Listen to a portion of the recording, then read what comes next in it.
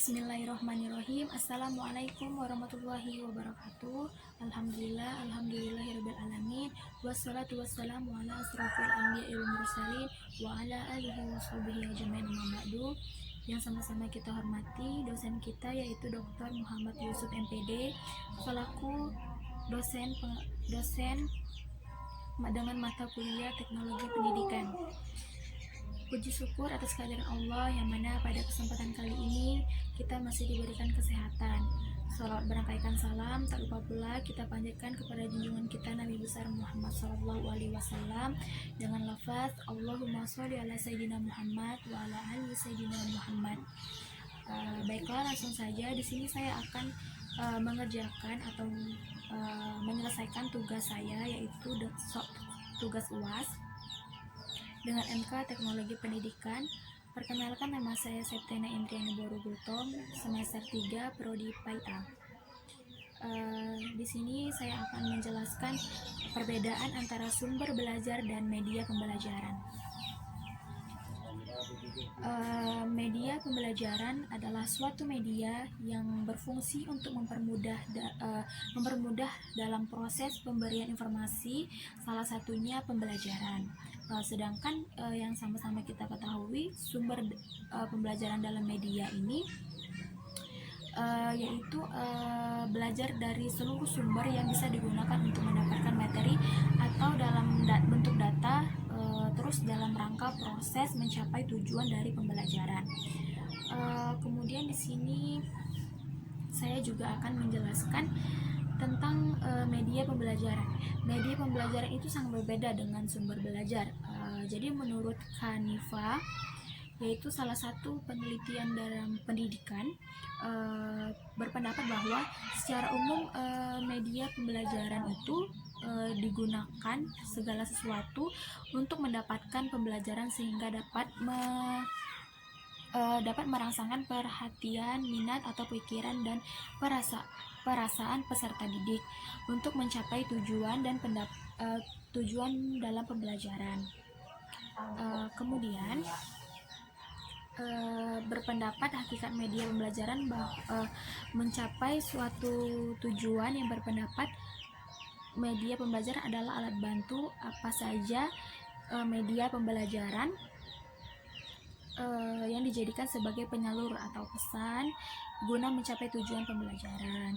Sedangkan sumber belajar menurut salah satu lagi, yaitu menurut versi Chal dan Ellington pada tahun 1988 dalam Setipu menyatakan bahwa sumber belajar itu dipakai untuk pendidik dan pelatihan adalah sebuah sistem yang terdiri atas sekumpulan bahan atau situasi yang diciptakan dengan sengaja atau situasi yang diciptakan dengan kemungkinan peserta didik secara individual.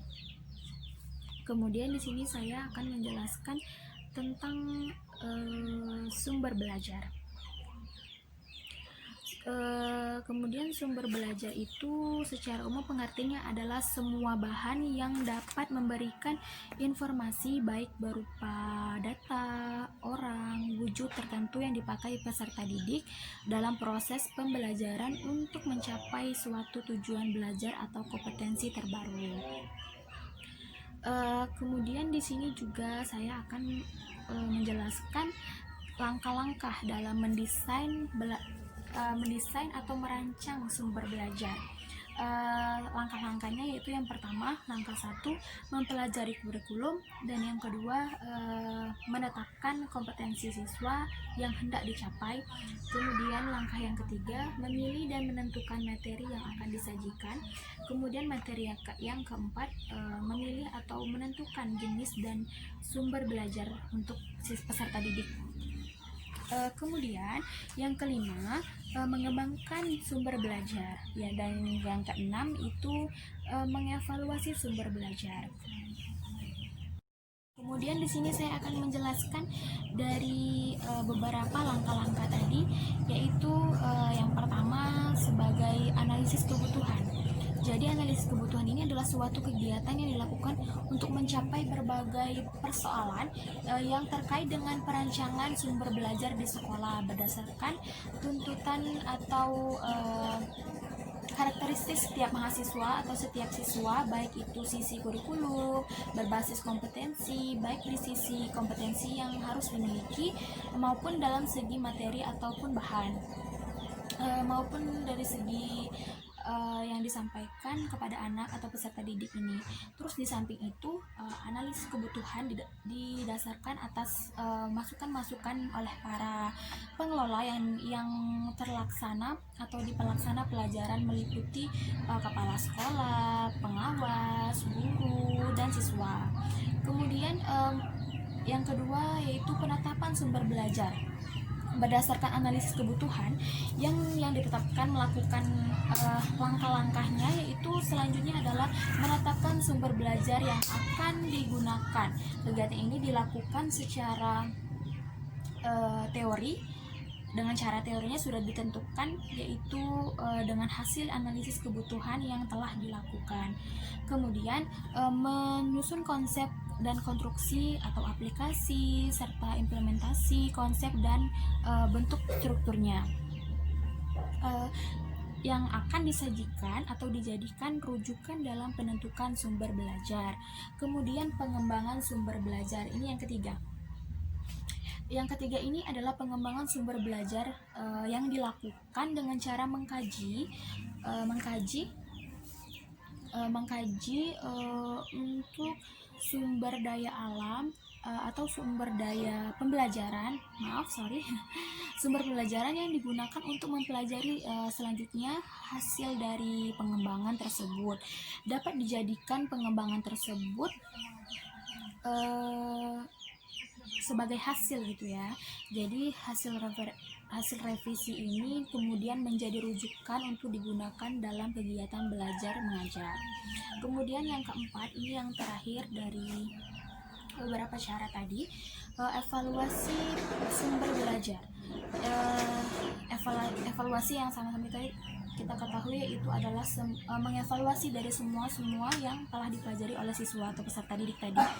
Kegiatan evaluasi ini melihat karakteristik atau kriteria yang keberhasilan dalam merancang sumber belajar dalam mengevaluasi pelaksanaan penggunaan sumber belajar dengan evaluasi. Kita dapat mengamati kekurangan-kekurangan dan sumber-sumber pembelajaran tersebut sehingga ada suatu perbaikan atau remedial untuk mencapai sumber belajar yang lebih baik tersebut, yang sesuai dengan kebutuhan dan tujuan yang telah ditetapkan untuk peserta didik. Itu baiklah, mungkin hanya itu yang dapat saya sampaikan.